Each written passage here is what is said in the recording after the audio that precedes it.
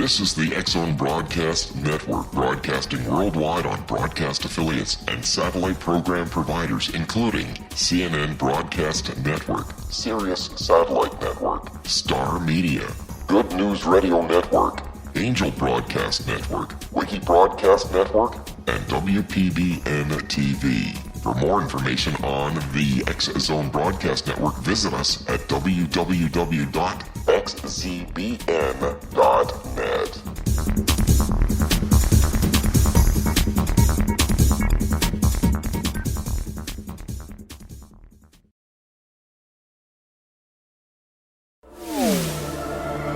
The X-Zone Radio Show with Rob McConnell is largely an opinion talk show.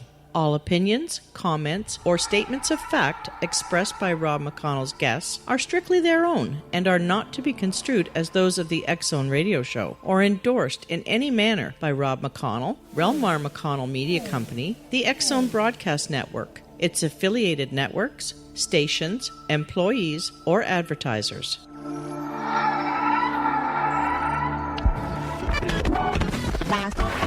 All Hit Radio.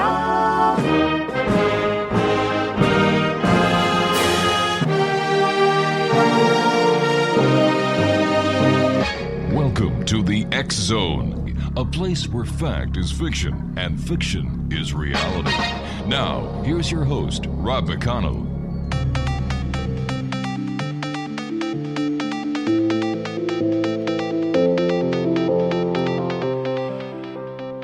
And welcome back, everyone. This is the X-Zone. I am Rob McConnell, coming to you from our broadcast center in Hamilton, Ontario, Canada.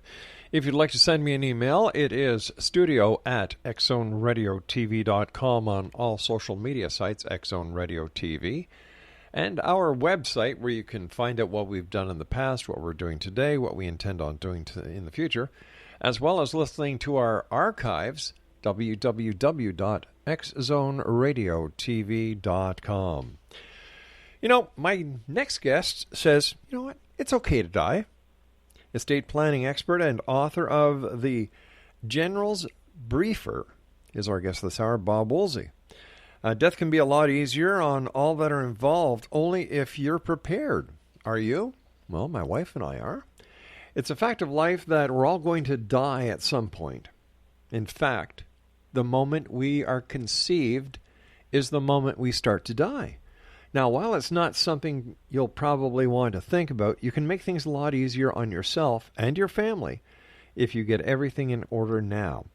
Joining me to help us get a better understanding of what we should do and how it can better leave everyone after we all depart is Bob Woolsey. And he is a nationally known attorney, former law school scholar at the University of Virginia Law School, former U.S. Army intelligence captain and briefing officer to the General Staff at the Pentagon. He's an estate planning expert, and he's also the top-selling author of Husband in Waiting and The General's Briefer, which he describes his life at the Pentagon. And joining me now is Bob Woolsey. And Bob, welcome back to the X-Zone. Okay, nice to be here. Bob, you know, how many people really have no concept of what they need to do and, in your opinion, are ill-prepared for that day when we kick the bucket?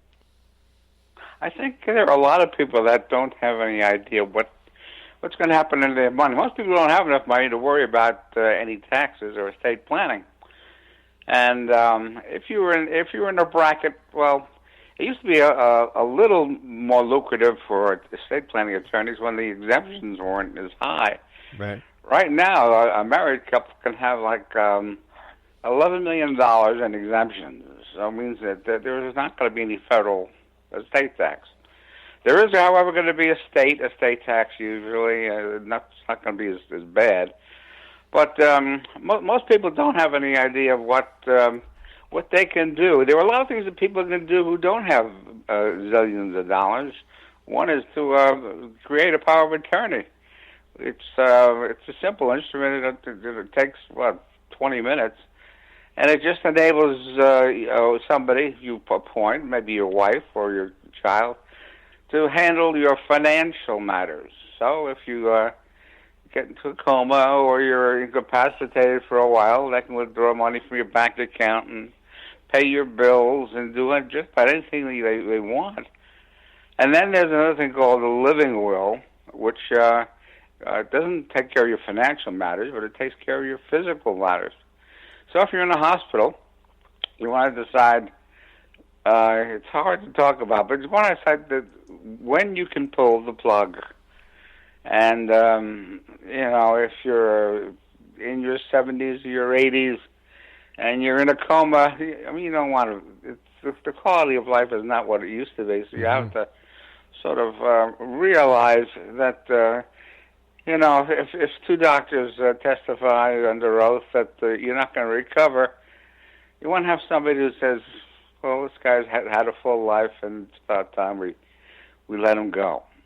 And that's the purpose of a living will. So these two things, power of attorney and a living will, are two documents that I would recommend to everybody. A will is, it's important in one way. All right, we're going to have a little bit of a cliffhanger here because I do have to take my break. Please stand by, Bob. Sure. Exo Nation, Bob Woolsey is our special guest. And we're talking to Bob about wills. We're talking to Bob about, you heard him talking about a living will.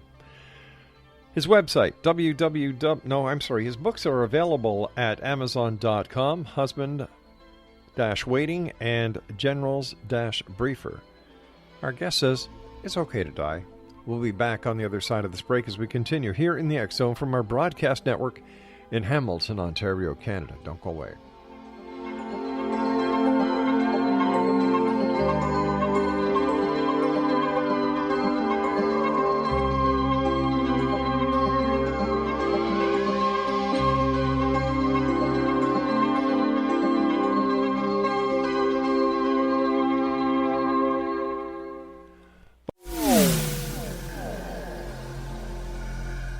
This is Kevin Randall. For nearly 30 years, I have been investigating the case of the Roswell UFO. I have interviewed hundreds of people and stood on the crash site.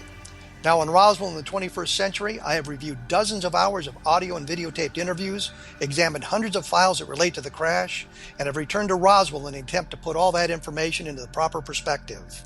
For the first time in Roswell in the 21st century, I have made a dispassionate reevaluation of all that material and provide a new look at what happened. This is a book that clears away all the clutter that has hidden the truth for so long, strips away the various lies that surround the case, exposes the Air Force attempts at cover-up, and found a core of solid information that tells us all where the case stands today. Roswell in the 21st century will be available in just a few weeks. For more information, please visit my website at www.kevinrandall.blogspot.com.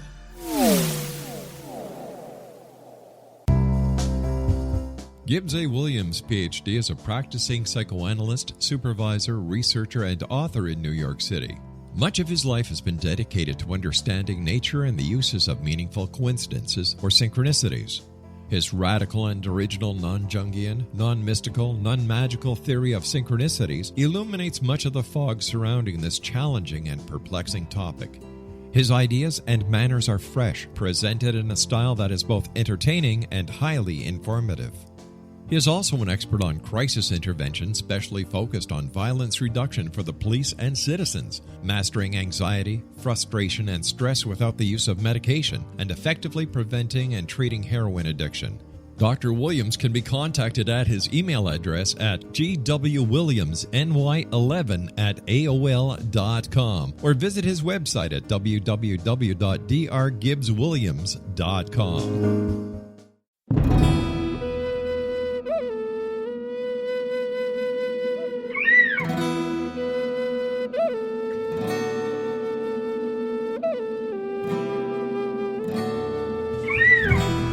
Shamanism is recognized as a method to access the quantum level. Mastery of shamanic skills puts spiritual information and healing power into your hands.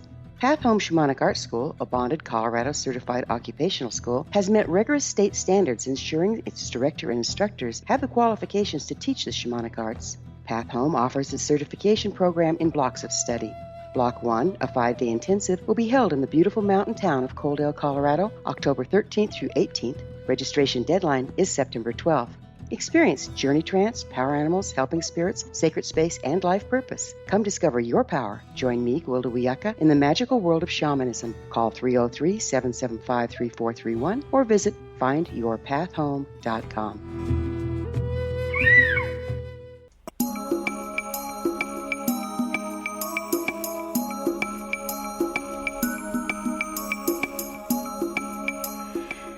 You know, Exo Nation, it's always a good idea to be prepared no matter what life throws at you. We need to be prepared. And, you know, as parents, I think one of our most important things that we have to do is take a look at our lives and say, all right, what do we want our family to do when we pass? Who does what? When? Where? Do I want to be buried? Do I want to be cremated? Do I want to be buried with my wife? Do I want to be buried with my children? There are so many questions that we need to ask. And at the time when a family is at their most vulnerable, they're grieving for the loss of one of their family members, many times their grief is complicated because the family member who passed didn't have everything in order. There is no living will. There is no will. You know, nobody knows what the person wanted.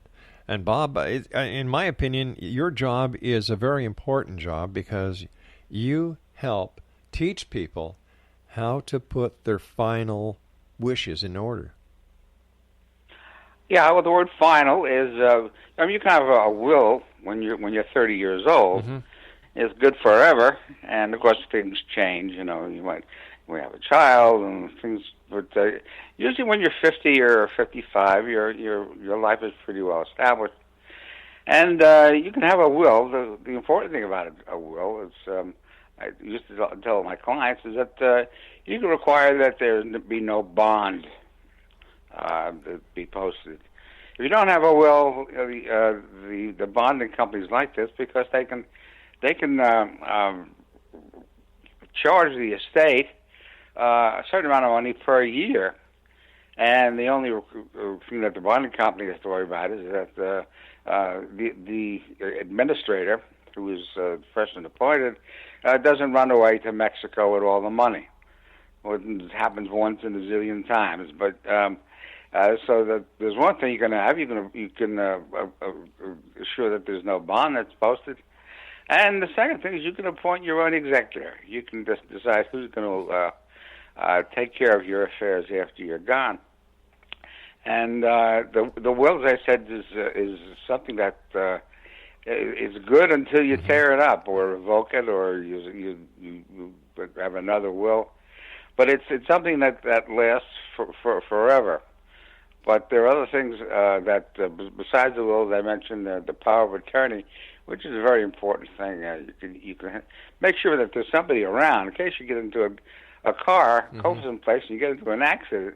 You might be laid up, and for a long time. Nobody's around to handle your financial matters.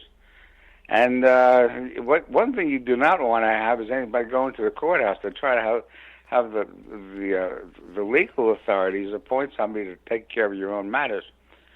So a power of attorney is a good idea, and a living will is also a good idea. As I said, it tells people when you can pull the plug, and you have control over your state of health. What happens if somebody passes and there is no will? If there's no will, then you go into something called administration. You go down to the circuits court. I guess it's the same thing in Canada. And you present the death certificate, and you say, usually if it's the spouse or one of the children, and they say, we have a father. I'm saying father, to be mother. Sure. So we have a father here. He died and didn't leave a will. What do I do? So they'll say, well, does anybody here want to be administrator? And the wife will say, yeah, I'll be administrator. So she signs a document. That way she's an administrator. She has to pay a bond to the bonding company, I don't know, a couple $100 a year. And she's issued what they call letters of administration. And she can act just as an executor does. She doesn't have to have any supervision. just that she's not appointed by you. And if the whole family agrees that the spouse, the executor, that's fine. Sometimes there's a little friction there. If there is no spouse, maybe you have two brothers, two sisters, three people. There can only be one administrator appointed. So it might cause more problems than you would otherwise. If you have three kids and they're all in their 30s, let's say, and they all want to be administrator, then you have a family problem, which could easily have been avoided if you'd had a small one-page will that appoints one of them as executor. Does the will, in order to be a legal document, does it have to be filed in the court? No. People have sometimes they say you file a will, but a will is only effective when at the date of death. So if you file a will in the court, say January 1st, 2016, and you decide, I don't like this will on February 1st, 2016, you write up another will, I revoke all of the wills, and that first will you filed, in most jurisdictions, I would believe is no good. It's filed, but it doesn't make any difference because you've already made another will. So we were hereby, right. Legalese, revoking all other wills and codicils heretofore by me made.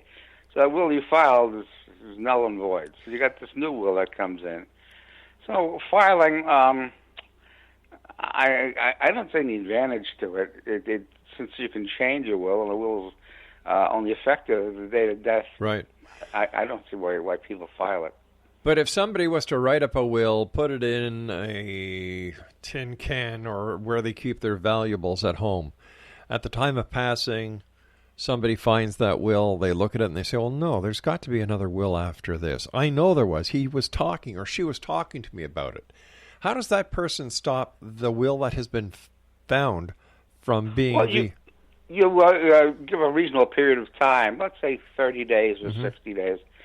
I guess the surrogate or the judge in charge of it says, all right, we'll give him 60 days to try to find that will. If not, this is the only will we've got. And I don't care if he said he wrote a will, unless you can find a written piece of paper, this is the will we've got. So we're going to have to deal with this. And so you probate that will, and then the executor takes over, and then the search for will number one, or the will that's supposedly out there somewhere, is abandoned, and you've got this other will to think about. But you've only got one. The will that's in writing is the will that counts, and that's the one that's going to be probated. And there's one other thing that they've had in the last 20 years or 30 years. It's called a self-proving will. I mean, if you make a will when you're 50 years old or 60, and you've got witnesses, and they move out to Colorado or Florida somewhere, you can't find them. So if you have a self-proving will, these witnesses swear before notary public that you signed the will, and the will is self-proving. So all you have to do, you don't have to go down to the courthouse with your witnesses. All you do is you go down there with the death certificate and a few dollars to pay for the administration fee, and the will proves itself. And that's why I always recommend what they call a self-proving will. I think most states or most jurisdictions have it now.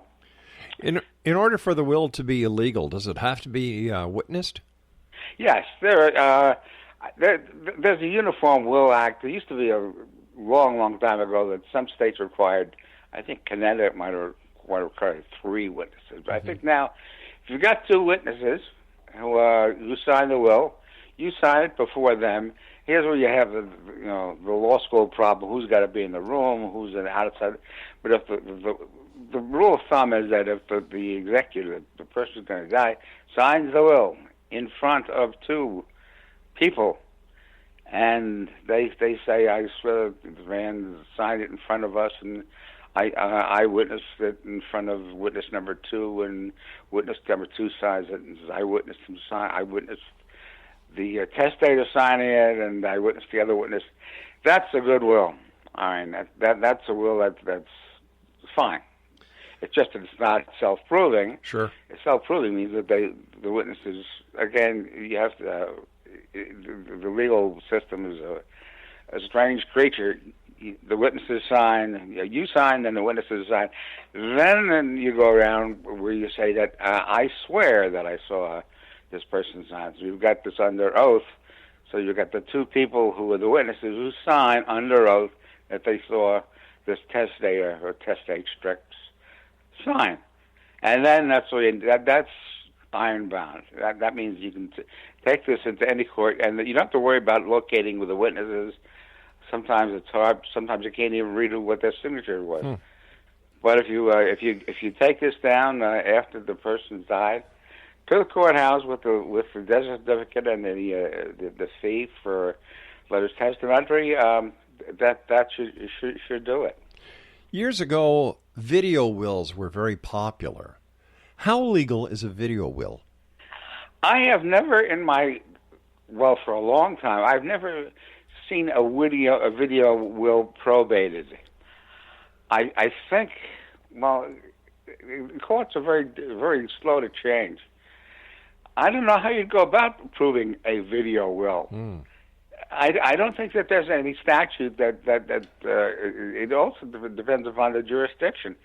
Maybe out in California somewhere they have a law that says if you've got a video will and you've got these two witnesses who appear on, in the old days usually VHSs, but now it's on a DVD. Maybe they've changed. Maybe you can have a video will. That, as I said, yeah. I've never seen it used, and I don't know if the courts are slow to change. I mean, they still have the courts don't realize that you can put 10,000 pages of testimony on a disc. So you go down to the appellate division of any courthouse, and you'll see these guys carting around 20 copies of a trial testimony on a big cart, and it must weigh 500 pounds. Whereas you can get this whole thing on a disc somewhere. So I don't know about that. I have never seen a video will. I don't know how they would probate it. Maybe they would transcribe it. Like I said, they were really popular 5, 6, 7 years ago. But ever since then, I really haven't heard of any or any companies that were doing it. Stand by. You and I have to take a break, Bob. Exo Nation Bob Woolsey is our special guest. He is a nationally known attorney, fluent in Italian and German, former law scholar at the University of Virginia Law School, former U.S. Army intelligence captain, and we're going to be speaking to Bob about his stint as a U.S. Army intelligence captain on the other side of this break. And if you'd like to find out more about Bob, if you'd like to get a copy of his book, the book we're talking about right now, www.amazon.com/husband-waiting. This is the X Zone. I am Rob McConnell, and I have a very simple question for you people out there in Radioland. How would you like to be part of UFO history? No, I'm not kidding. I'm very serious. If you do, all you need to do is go to www.cubesatfordisclosure.com. That's www.cubesatfordisclosure.com.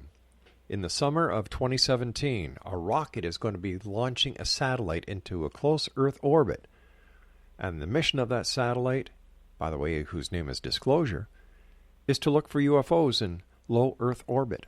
I'll be back on the other side of this break as we continue here in the X Zone from our broadcast center in beautiful Hamilton, Ontario, Canada. My name is Rob McConnell. Did you know that when you're on the road with limited data or Wi-Fi, you can still listen to the X Zone radio show with Rob McConnell, The Science of Magic with Gwilda Wiyaka, High Tech with Corey Kay, and every minute of the 24/7, 365 programming of the X Zone Broadcast Network by calling 712-432-9459, courtesy of TalkStream Live.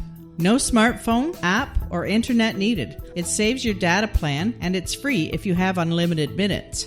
Call 712-432-9459 to listen on any phone, anytime, anywhere. Remember, 712-432-9459 for the best of paranormal, new age, thought-provoking, sci-fi radio programming 24/7, 365.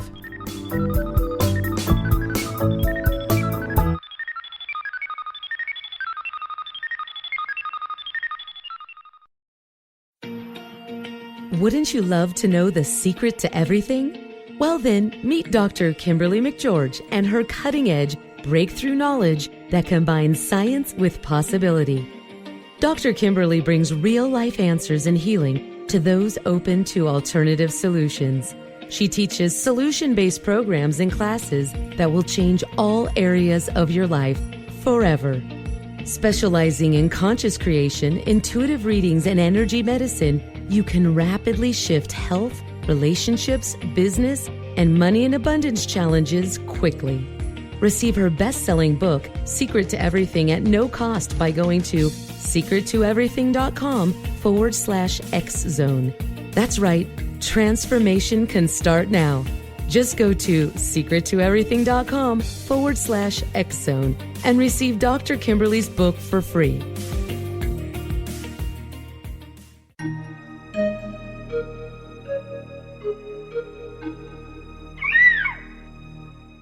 While science pursues fact, magic accesses the quantum level, bridging random facts to form truth. As long as science and magic remain separate and polarized, the truth cannot be known. I'm Gwilda Wiyaka. Join me on the Science of Magic radio program, dedicated to unification and evolution of consciousness. During each episode, I'll be speaking with experienced and respected scientists and mystics.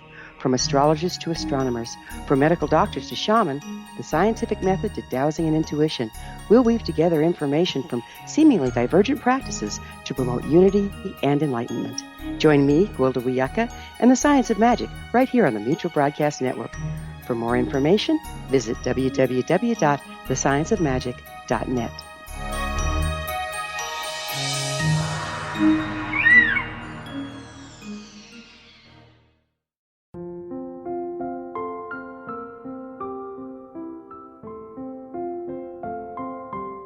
I am Dr. Carl O'Helvey, founder, president of a new cancer foundation focusing on evidence-based physical, mental, and spiritual interventions, including natural cancer cures, prayer, meditation, affirmations, nutrition, and other related holistic cancer prevention and cure modalities.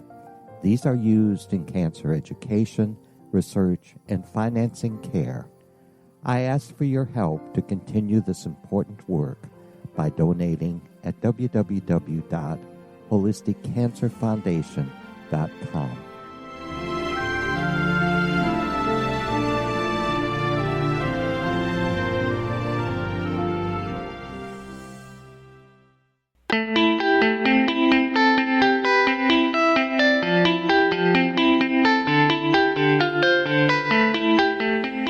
Exonation, Bob Woolsey is our special guest this hour. Very interesting. It's a topic that people do not like to talk about, and yet, in my opinion, it is one of the most important things that every family should have, and that is a will.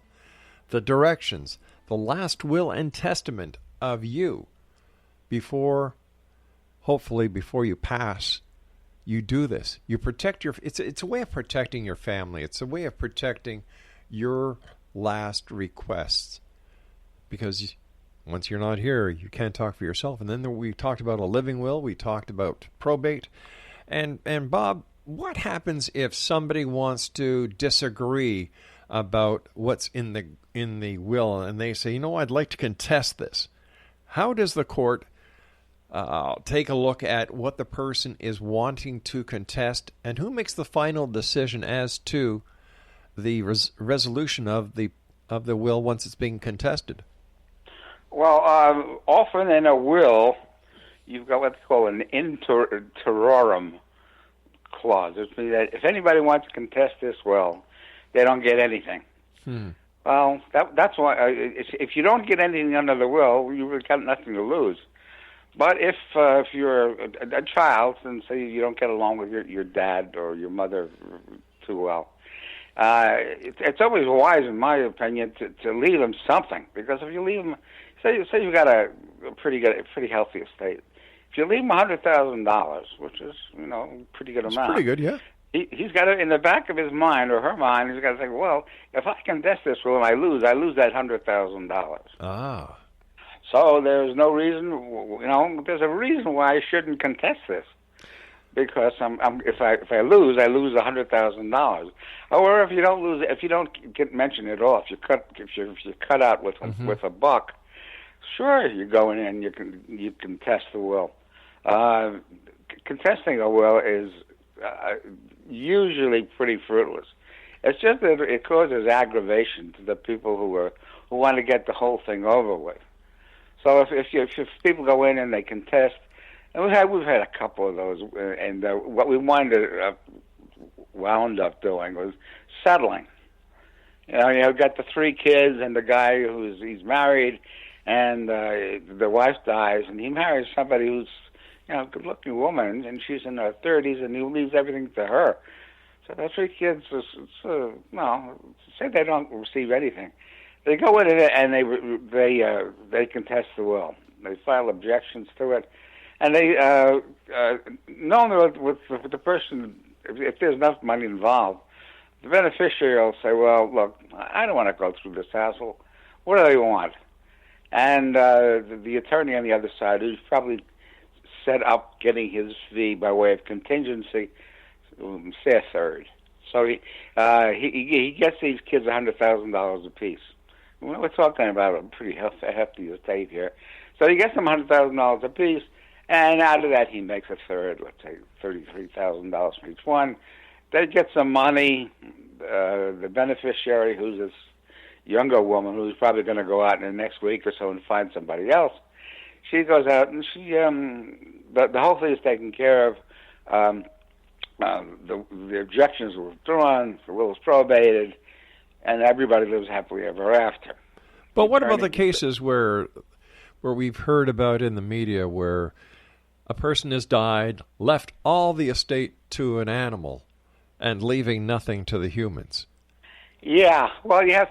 In that case, what the court would do is you can't leave it, because it's not because the poor animal is an animal. The animal cannot think, and you've got to leave the money to a rational being. So what the court will do is they'll set up a trust. Mm-hmm. So we say we're going to call this the Fido Trust, and there you've got the court will appoint a trustee who's probably a lawyer, and he says, and he's got authority to act on this trust. So the say it's $1 million to the guy's doggy. So this is left to the trust, the Fido Trust, and it's administered. And then the guy goes out, he buys dog food, and usually in a trust, I leave the money to my dog. After my dog passes, the money goes to a charity, something like that. So the dog or the pet would not get anything. Right. However, the trustee would make sure that the dog was taken care of, was fed, and got a fairly decent home. But you cannot leave money to an animal as such, not because it's an animal, but because it is not rational. Gotcha. You can't think for itself. All right, Exo Nation, all this information and much more is available in Bob's book entitled Husband in Waiting, and it's available at amazon.com/husband-waiting. Now, Bob, I'd like to take you back in time to the time when you were a U.S. Army intelligence captain and briefing officer to the General Staff at the Pentagon. And you talk about this in your other book, The General's Briefer. Tell us about that. Yeah, that's my latest book. That was sort of a mini autobiography. Mm-hmm. I spent 2 years at the Pentagon, a long time ago. And I was a terrible soldier. I had to go through. I tell this all in the book, and it's pretty funny. And I couldn't shoot a target or climb a rope or swim underwater. And I was a terrible soldier. But fortunately, I got appointed at the end to serve as a briefing officer to the head of Army Intelligence at the Pentagon. It was just a stroke of luck. The only bad thing about it was I had to go to get in very early in the morning because we had to have a briefing ready for him at 7:15 to be presented at 7:30. Mm-hmm. But that was an easy. Aside from the hours, I had the alarm set at 4:00, 4:30 every morning. I'd go in and I'd park the car. I'd give the briefing to a fellow named General McChristian, who was the head of Army Intelligence. Then I'd give it to the head of operations, who was a 3-star general, at 8:00. And by that time, the day, for all practical purposes, was over. We came back. We talked to the colonel, who was in charge of the outfit. Tell him what briefing went well, no questions. And it was, the 2 years that I had, the Army's very good on vacation, so I had 2 years, 8 weeks vacation. So the Army's pretty good on that. And that's the book that I'm the proudest of. The Husband Waiting was a book that I wrote a long time ago. It's pure fantasy. But this General's Briefer is a funny book. It's about people that I met while I was in the Army, and other things that have nothing to do with really the boring day-to-day Pentagon matters, because the briefing usually started off with certain elements of the North Vietnamese Army were located somewhere, and this is enough to every day is the same thing. And every so often you'd have an interesting thing, like there was a war in Czechoslovakia, and that was interesting for a while. And then we had a war in Central America. But it's I don't know. I tell about some interesting characters I met there, and I was even good enough. The general liked me. I was even good enough to get myself a medal at the end of my Army, my 2-year service at the Pentagon, and I like the book, and I think that I think that the public will like it, but it takes place in a period that's very similar to the one we have now. We had in those days we had 2 unpopular presidential candidates. We were involved in the Middle East. Mm-hmm. Nobody knew who we were fighting. We knew that the Israelis were sort of good guys, but we had allies there that hated the Israelis. We had the Saudis, who were our allies, or I should say partners, and because Afghanistan hadn't come into the picture yet. But the Middle East was still a problem, and we, as always, we were disliked just about everywhere. And I don't know. I managed to get through it with not too much difficulty. And the Army, they gave you free flights to Europe, right? Because it wasn't on a first class with the 2-inch cocktails, but it was a cargo plane. It got you there, and you could. In those days, the dollar was a lot more strong than it is now. And so you'd go over there, and you could take a train ride down to Spain, and use a lot of your vacation time, not having to pay for any of the transportation. Looking at the world today, having been in the Pentagon, having been working with Army intelligence, what do you make of the world? You mentioned North Korea. Look what's happening now in North Korea. You mentioned the Middle East. The North Koreans, there's a lot of bluster there, but one consolation we can take is that the North Koreans are ruled by somebody who's, I think he's crazy. I just don't. He's someone that what did he claim? He got 99% of the vote or something like that. But North Korea doesn't pose that much of a danger, because I don't think that they have the weaponry that we have to fear.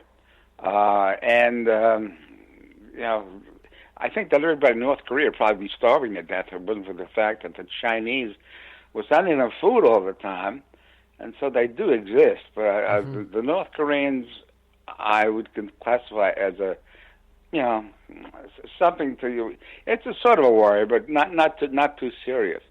The serious problems, of course, are in the Middle East. So you've got places like Iran, and you've got ISIS, which is all over the place. Mm-hmm. It's not as simple as it used to be. It was fine for the Army and the Navy in 40, 50 years ago to draw the lines. You knew where the enemy was, and you'd go across the Rhine River. You've got your tanks, and the object of the Army or the Navy was to go in, locate the enemy, and destroy him. We did that very successfully in World War II. We didn't do it successfully in Vietnam.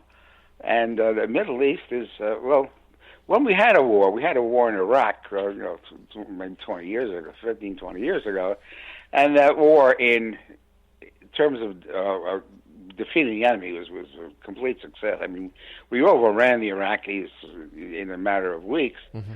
Of course, we had the political problems that ensued after that. We didn't realize that the Iraqi government that came in would be very friendly with the Iranian government. And the Iraqi government quietly told us to get out.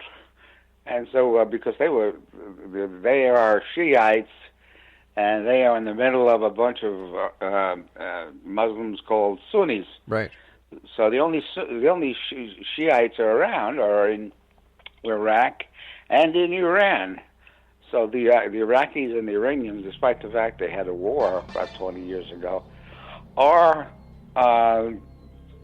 religiously affiliated, and this doesn't sit too well with us because we're not too friendly. We shouldn't be too friendly with people who are buddies with the people that we've been at war with the last 40 years. All right, Bob, please stand by. We've got to take our final break for this hour. Exonation. Bob Woolsey is our special guest. Amazon.com/generals-briefer. Here's the book we're talking about this half of the show. I'll be back on the other side with Bob Woolsey. Don't go away.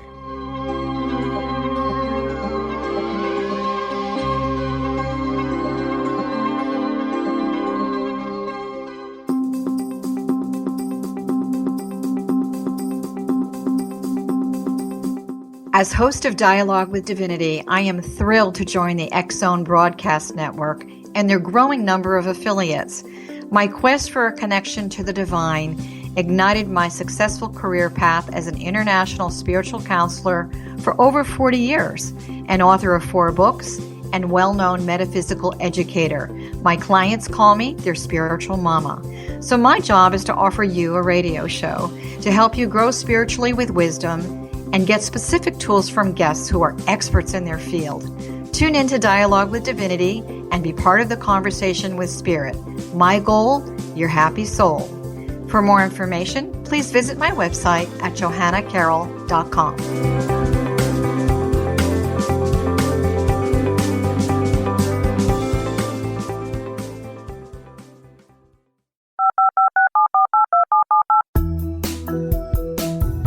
Did you know that when you're on the road with limited data or Wi-Fi, you can still listen to the X-Zone radio show with Rob McConnell, The Science of Magic with Gwilda Wiyaka, High Tech with Corey Kay, and every minute of the 24/7, 365 programming of the X-Zone Broadcast Network by calling 712-432-9459, courtesy of TalkStream Live. No smartphone, app, or internet needed. It saves your data plan, and it's free if you have unlimited minutes. Call 712-432-9459 to listen on any phone, anytime, anywhere. Remember, 712-432-9459 for the best of paranormal, new age, thought-provoking, sci-fi radio programming 24/7, 365.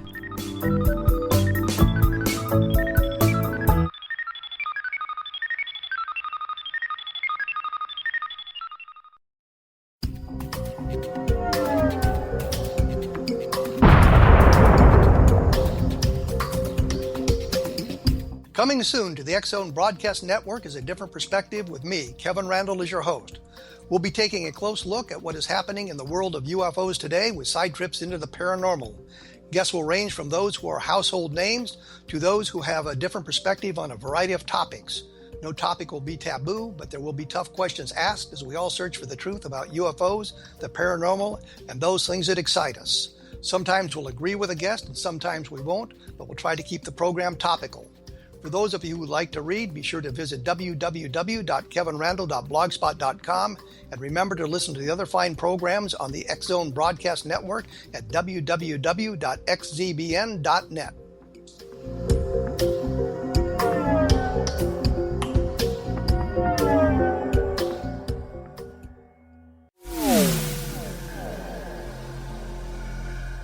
This is Kevin Randle. For nearly 30 years, I have been investigating the case of the Roswell UFO. I have interviewed hundreds of people and stood on the crash site. Now in Roswell in the 21st century, I have reviewed dozens of hours of audio and videotaped interviews, examined hundreds of files that relate to the crash, and have returned to Roswell in an attempt to put all that information into the proper perspective.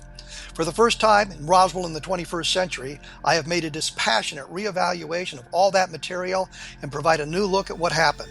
This is a book that clears away all the clutter that has hidden the truth for so long, strips away the various lies that surround the case, exposes the Air Force attempts at cover-up, and found a core of solid information that tells us all where the case stands today.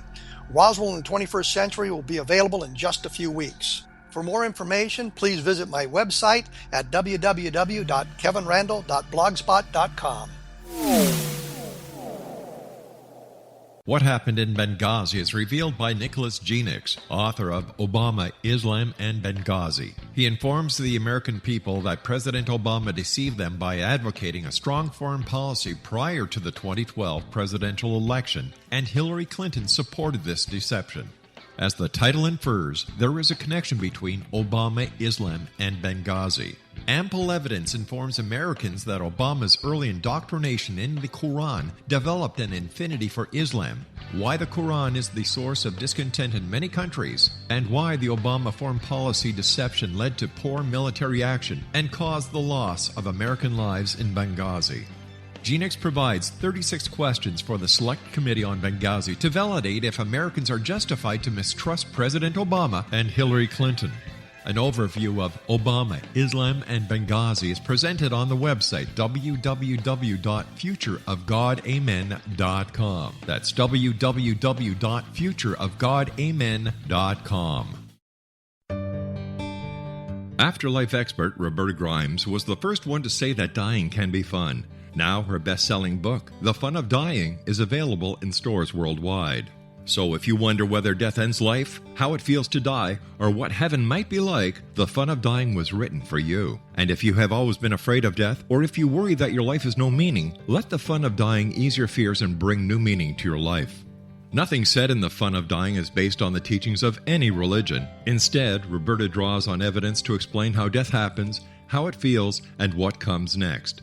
A lot of the best death-related evidence was produced in the first half of the 20th century. When it is put together with recent discoveries, it tells a consistent and amazing story. Roberta Grimes blogs and answers questions at robertagrimes.com. Her wonderful book, The Fun of Dying, is available on Amazon and at stores worldwide wherever books are sold.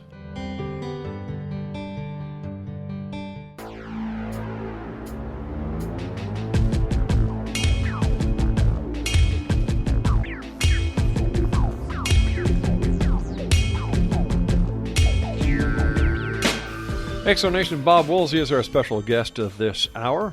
In the first part of the show, we were talking about wills. We were talking about power of attorneys. We were talking about probate. Bob is a nationally known attorney. He is fluent in Italian and German, former law scholar at University of Virginia Law School. He is an estate planning expert, and he is also a former Army intelligence captain and briefing officer to the General Staff at the Pentagon. Bob, I'm sure intelligence operations and intelligence surveillance certainly has changed with all the technological advances that have happened over the last 15, 20 years. How different is intelligence gathering compared to what it was 5, 6, 7 years ago with all the drones, the satellite surveillance, and the war against ISIS? Well, we've had ISIS is something new, but we've always had the the satellite surveillance, we had the even when I was there, we had great satellite surveillance. We could spot a football at say 20 miles up in the air. All the satellite surveillance didn't do as much good in Vietnam because of all the foliage. But we had our moles. I didn't know who they were, but there were people at the Kremlin that for money would give us information about what was going on in Eastern Europe. They let us down quite a bit when the Soviet Union and their allies invaded Czechoslovakia, but we had those. And we had radio intercepts. That was a good piece of our information. So we had satellite photography, and we had intercepts, radio intercepts, and we had people on the ground who were working to feed us information. And we got a lot of intelligence from the Israelis. The Israelis had a very good intelligence organization. And they knew just about everything was going on in the Middle East. That's the Mossad, right? Pardon me? The Mossad? Yes, Mossad, yes. Right. They had a great organization because they were working for survival. We had a good intelligence organization, and we had a lot of, as I said, we had the satellites going around, taking pictures of all the troop movements, and we had things that, say for example, the most classified of the documents or intelligence was pardon my cough, top secret Umbra, which meant that it was a radio intercept, and radio intercepts were a specialized form of intelligence. And it wasn't a James Bond type of thing where, he goes in and he gets the microphone from somewhere and he gets it to his intelligence chief. These were actually intercepts between forces or people in the military in different countries. It was a very valuable way of getting intelligence. So we had this thing called top secret Umbra, which is the highest form of intelligence. And I don't know if intelligence really hasn't, because the incredible amount of technology that we've had in the last 10, 12 years, I have no idea what we have. I think that our intelligence is probably incredibly good. And maybe it's, when I was there, it was in its rudimentary form, and now we probably know an awful lot more about what was going on than we did then. But we had things probably don't change. I'm sure that there's a general there that wants his briefing every morning, and there were officers there that give it to him, and the people at the Pentagon are still the same way. The only difference in the Pentagon, and I would say this, when I was there, it was an open building. Anybody could get into the Pentagon. I visited the Pentagon a few years ago, and it was like trying to get into a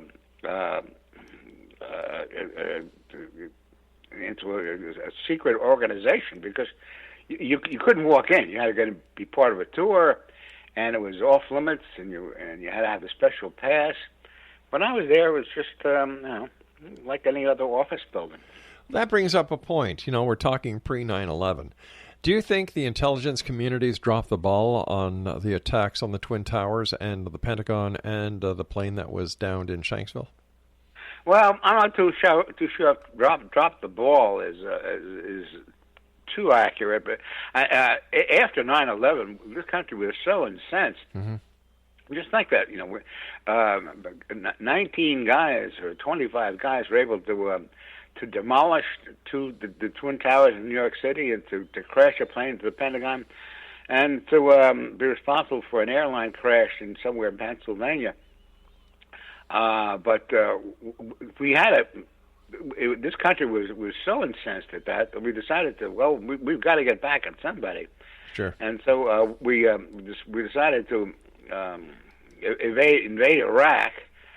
I don't know why, because Iraq had nothing to do with the 9/11.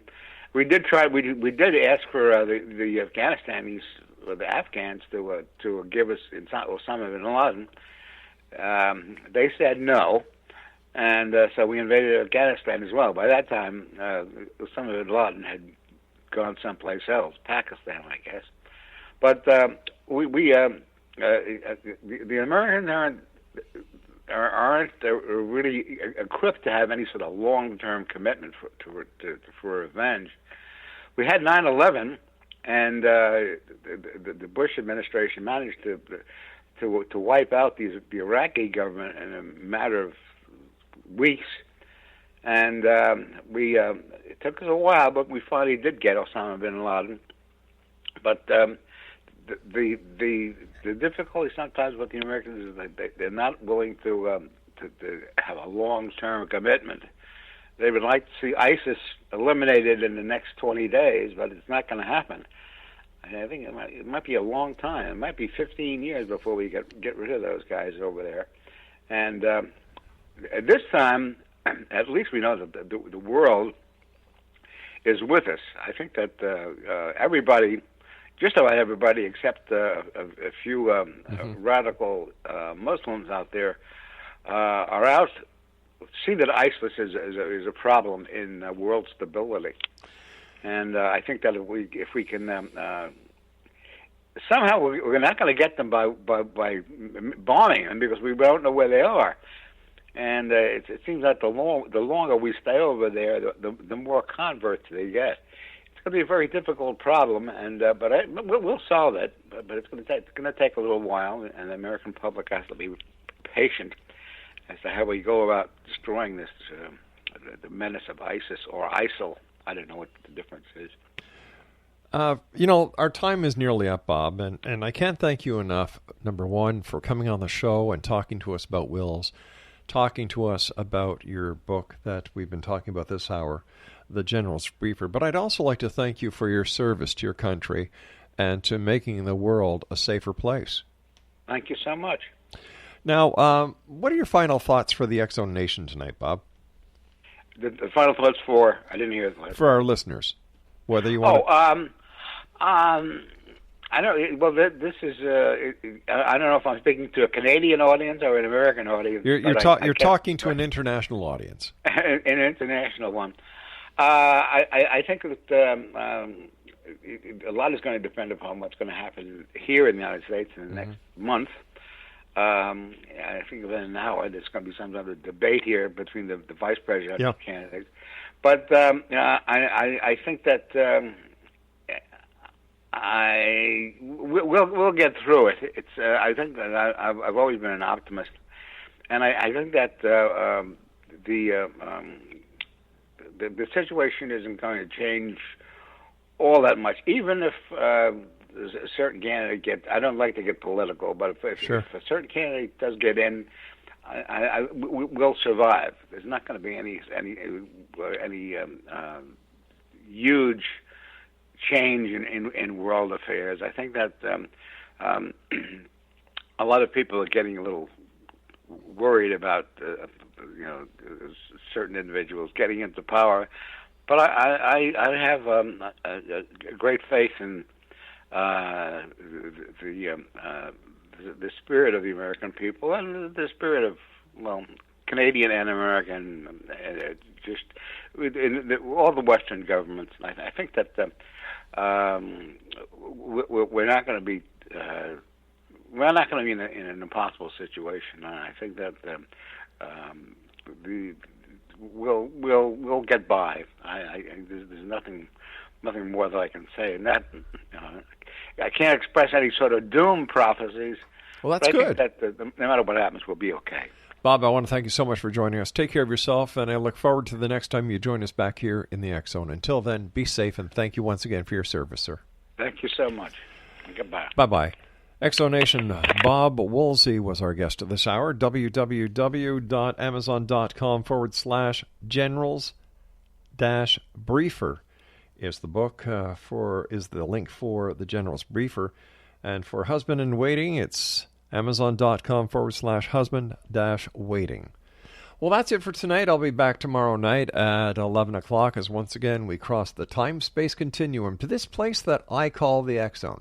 It is a place where people dare to believe and dare to be heard. So until tomorrow night, my friends, as I keep on reminding you, if there's some way you can help someone to make their day a little brighter, make their life a little better, let's do that, because we are a brother's keeper. And always remember to keep your eyes to the sky and your heart to the light. Good night, everyone.